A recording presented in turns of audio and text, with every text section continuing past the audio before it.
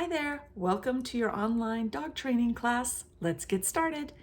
So, first of all, there's going to be a lot of information here, and I'm not expecting you to do everything that I list here and all the lessons and all the guides.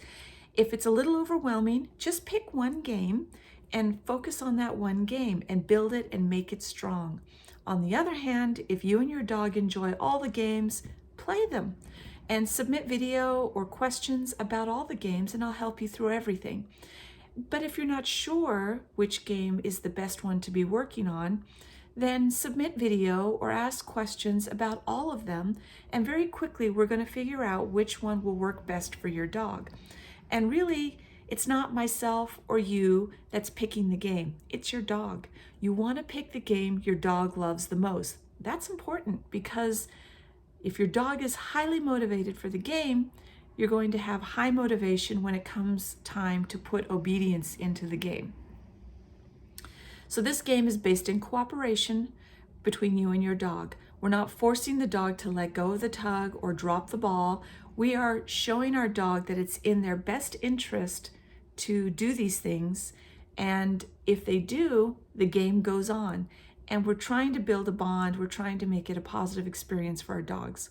So we're going to be going through techniques that will help us step by step teach our dogs to drop the tug or the ball and play the game again.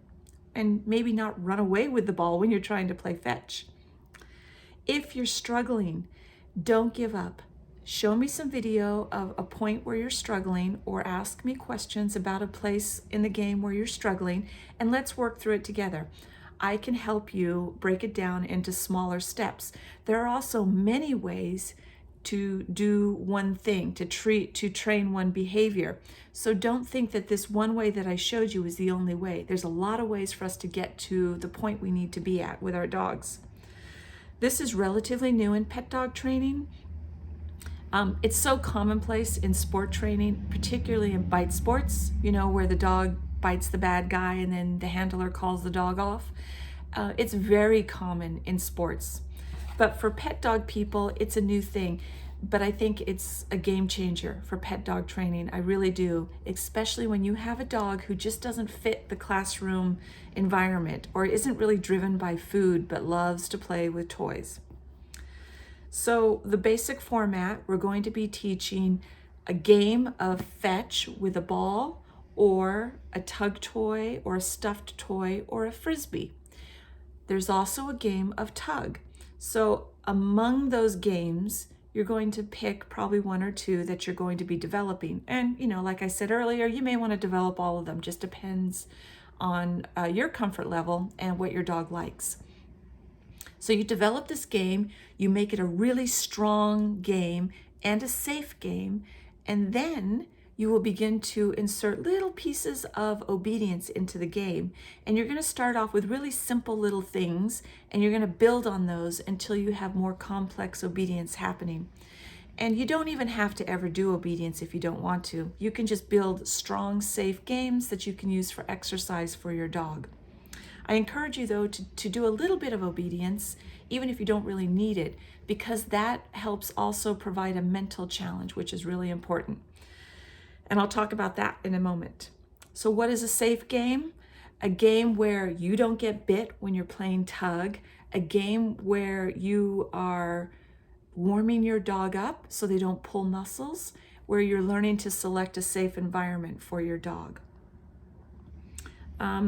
And of course, this is the big thing, the equipment that we're using. Safe game means picking the right equipment. If you're doing frisbee, I highly recommend a soft frisbee like the Kong, and I sent links out to you in your emails. The Kong soft frisbee I like. You can use hard frisbees if you want. It's not the end of the world. But I like the soft ones because if your dog is really aggressive at biting the frisbee, it's not going to hurt the corners of their mouth. It's not going to be hard on their teeth. So I prefer a soft frisbee for safety reasons. And also, if you're using a ball in a game of fetch, you need to select a ball that will not fit down your dog's throat. This is a big deal. Some dogs accidentally swallow the ball if it's small enough, and it will block their airway. It could possibly kill your dog. So make sure to select a ball that will not accidentally slip down the back of your dog's mouth and into your dog's throat. That's really important. So that's the basic format. You're always going to change up the game a little bit and keep it fresh. That's really important as well for your dog. How long does this take? Well, that depends. You know, there's so many factors here. Your dog may pick up these games or a game very, very quickly, within a week or two. And some dogs may take a month to get a really solid game. It just depends. You know, you're just going to do the best you can and break it into small pieces so that your dog understands. That's the quickest way to do it. I know it sometimes feels counterintuitive. If we break things into small pieces, it feels like it may take a long time to get to your goal, but in actual fact, it's often faster. So don't be afraid to break stuff down, and I'll help you with that part. And also, how often you practice is really important.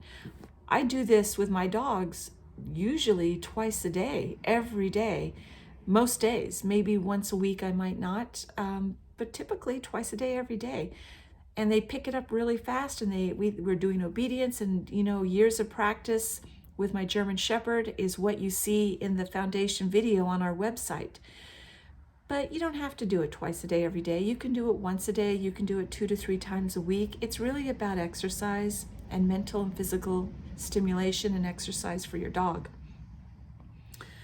In the end, you are the one driving this class. I can present all the information I can think of that will help you, but your questions, your videos, your discussion is what is going to drive the class. So I strongly encourage you to participate. Even if you don't submit video, that's fine. Just ask questions, be active in discussions, and it will help everybody. But do keep in mind, and I know I stress this all the time as you've been getting prepared to be in this class, submit video. Don't feel funny about it. Don't be awkward about it. It's okay. Everybody's in the same place as you. You're all pet dog trainers who are doing something kind of new and cutting edge, and that requires submitting video. In the sport world, it's funny because sport dog competitors, we have no problem submitting video. We submit video left, right, and center about us working with our dogs.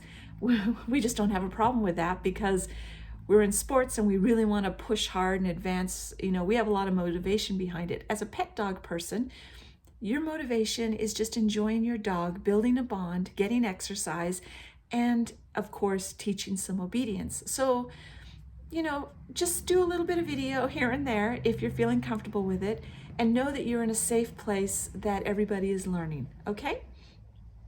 I think that's everything for the class. It's just about time for you to get started with guide number 1 and lesson number 1. That'll be coming up shortly. Thanks for participating. Please ask as many questions as you like. See you soon.